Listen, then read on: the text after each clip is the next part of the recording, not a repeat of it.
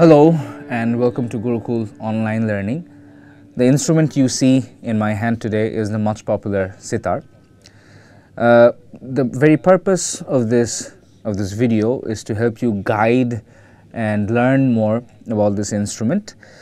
But before that, it is very important that we know that it is very difficult to learn this instrument without a proper teacher who is sitting right in front of you. For every other purpose or every other guidance that you might need in learning the sitar, we have Gurukul Online. Before we understand what the sitar is or dig deeper, it is important to know who came up with this brilliant concept. As far as we hear, it was discovered in the 18th century by someone named Sheikh Hazrat Amir Khusru, who came up with this brilliant instrument. But back then, it had a very different shape. It used to look different. It had a very different sound. More importantly, it has a very different purpose. When sitar came in the 18th century, it was designed to be a supporting instrument, let alone a solo instrument. The core purpose was to have some kind of a background feel for playbacks, for dances and stuff like that. But slowly, people like Pandit Ravi Shankar, people like Ustad Vilayat Khan, they came and realized what the true possibilities of this instrument, and slowly they have gifted us the sitars we see today. Having that said, there's a very popular controversy of where the sitar had been derived from. Some say it had been derived from the instrument Saraswati Veena. Some people say it had been developed from the instrument Rudra Veena. Well, no one is really sure. All I care is that the beautiful instrument exists. Having that said, the journey for this instrument to be a solo instrument had been pioneered by two people. One of them, as we all know, is Pandit Ravi Shankar. The other is Ustad Vilayat Khan. They both have their signature styles, their signature tonal qualities, and most importantly, they both have their individual styles of sitars. The one I'm holding today is called the Imdad Khani / the Vilayat Khani / the Itawah Ghorana or Gandhar Pancham sitar. This sitar specializes in the vocalization or the vocal approach to Indian classical music. We'll go deeper into that, but before anything else, we need to learn and understand the basic anatomy of the sitar. Build of the sitar is mostly simple yet very complicated. It is a very old instrument, at the same time it is a very new instrument. Let me explain. So the sitar is the basic build, has two parts. The first part is this gourd, as we call it. It's a fruit that it's a vegetable kind of a thing that grows, that is massively agricultured in India. It's this huge pumpkin / gourd kind of a thing that they don't eat. They specifically grow it for making tanpura and sitar. So that has to be seasoned and then processed in a way, and then they have to lacquer it and whatnot, and you get this sound box. The sitar, the sound that you listen to is mostly generated from this box right here, which is made from gourd.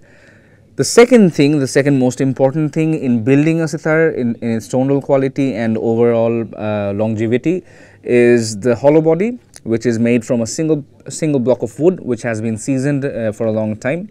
The price of a sitar is usually dependent on the seasoning of the wood and also the brand that has been making the sitar.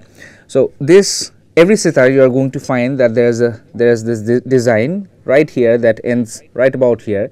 This is mostly to hide the fact that this has been joined, because it doesn't look good if it's not hidden. So this ending right over the top is the single piece of hollow body wood that is required to make a sitar. And moving on to what we call a bridge. We have two bridges. This is the main bridge. So this is something that we all know, or we can see in every major pluck string instrument. There's this bridge. The main action of the bridge is to channel the vibration of the strings and filter it out eventually getting into the sound box, and the intermolecular density kind of characterizes or defines the sound that we are going to get. As far as the sitar is concerned, we have different types of bridges. I personally like the wooden bridge, but you get this ivory bridge, which is the most expensive. It's banned, so I don't use it anymore, but you can obviously get one. And besides that, you have horn deer bridges, you have celluloid bridges, and I heard that they're even 3D printing it now. I don't know how that is, but you can get them. And later, the bridge, there's this interesting phenomenon. So if you want, there's this thing called a joari. Joari in Persian means giving life, not giving birth, giving life. And what it basically means is you have to sand it down in a specific shape every once in a while to give it more bass or more treble. Overall, this shape of the bridge which you have to create helps you achieve the tonal characteristics that you want. And then you can see the strings attached. The strings have a different story. So it is very important that we know that every major Asian instrument, or Southeast Asian, the country we belong from, the greater India, we were very spiritual. So it was believed that the most powerful instrument, or the most powerful musical instrument in the world, is the human voice, and it is a gift from God. So we definitely cannot create an instrument that surpasses God's or our human abilities, which is why our instruments generally we cannot play chords. We have to produce one sound at a time. The strings you see here, they have names. Yes, the strings have names. Allow us a closer vision. Let me do this. And this string right here is called Nayakirtar. People who play sitar, or the people that we are going to learn through this video, sitarists, they spend most of the time generating music or melody through this main string. This main string is called Nayakirtar, and he is the supreme leader of sitar tones. And then we have Juri, which is the brass tar. This is going to control the overall bass of the sitar, the overall bass of the sitar's tonal quality. And then we have Gandhar, and then we have Pancham, and then we have Chikari. So these four strings are a team. They are always played together and to create a sound like this is the sound we get. It is set to a specific chord. It is always constant. And right beneath we have the frets. What's interesting about sitar frets is that they are not fixed. They are actually tied down in a specific way through these extremely powerful strings. And the reason for that is this wood, even though it is highly seasoned, in every season change there is this slight possibility that the wood right here may have a slight microscopic bend, which is going to affect the position of the frets. So they have given us this option that they have not fixed it yet. They have placed it in a way, so every time the season changes we can maybe move it a bit just to keep it in tune. So in sitar, as far as tuning is concerned, we have the option of tuning the strings as well as the frets. The frets are made of this amazing material called German silver. After the strings, now let's go to the portion which controls the tune of the strings. Tuning is very important in the sitar. These are divided in two parts, small, big and small. The big ones right here control all the 6 strings that are over here. This controls the main string, this is the bass string, this is ga, this is pa, and these are the chikaris. But unlike guitars, which are really advanced instruments, we rely on friction.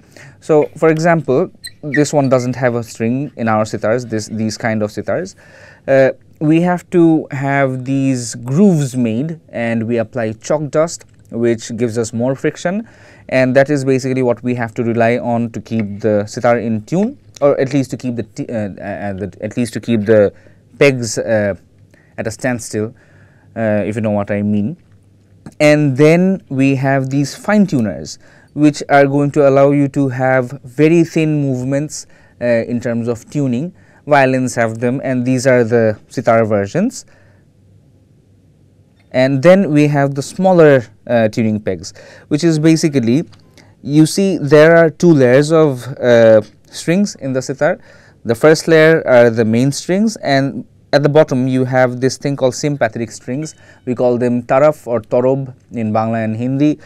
And what they do is they have this interesting job. What they do is the iconic sound of the sitar is not only from the main strings. Having the principles of physics, every time we change a rag or a melodic structure, what we do is we have to tune both the tars, the strings at the front, and these sympathetic strings on the melodic structure that the rag is. For example, this has to be, the first one has to be ni, and then sa, and then dha, and then re, ga, ma, pa, dha, ni, sa, re, up to ga. Some sitars have up to ma, some have up to ga. It really doesn't matter. What matters is these small tuning pegs are dedicated to every note of a rag, and that gives additional feedback once you play them in tune. And you see all these strings you have here, they come and join at this place, which is the bottom. This has to be really strong. In the previous days, people used to use ivory or something as stronger, but now they use steel, which is much more reliable and cheaper.